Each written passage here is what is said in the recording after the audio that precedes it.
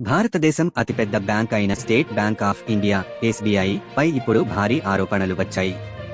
మే 8, 2025 నాటికి ఈ స్కాండల్లో చోటు చేసుకున్న నిజాలు తెలుసుకుంటే మీరు షాక్ అవుతారు. ఒక విశ్వసనీయ విసిల్ బ్లోవర్ ఇచ్చిన సమాచారంతో ఎస్బీఐ మాజీ chairman Dinesh Khara, deputy managing director Vinod Mishra మరియు chief general manager Arvind Kumar Singh పేర్లు బయటికి వచ్చాయి. ఆరోపణలు ఏమిటంటే కోట్లాది రూపాయల వంచన, ఫ్రాడ్ లోన్ ఆమోదాలు, సిఎస్ఆర్ ఫండ్స్ దుర్వినియోగం, హెచ్ఆర్ వ్యవహారాల్లో అనియమాలు. అసోంలోని కొన్ని బ్రాంచ్లు ఏం చేశాయంటే ఫేక్ డాక్యుమెంట్లతో లోన్లు మంజూరు చేశాయి. బ్రాంచ్ మేనేజర్లు, బ్రోకర్లు కలిసి బ్యాంక్ను భారీ నష్టం చేర్చారు.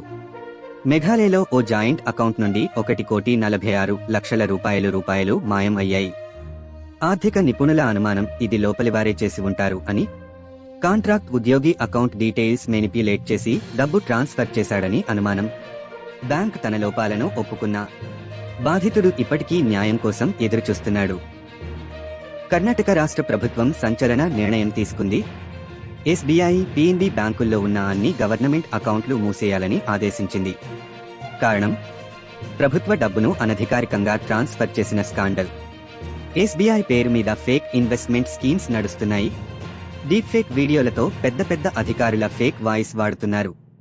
మేము అలాంటి స్కీమ్స్ కు అనుమతి ఇవ్వలేదు, ప్రజలు జాగ్రత్తగా ఉండండి అని ఎస్బీఐ క్లారిటీ ఇచ్చింది.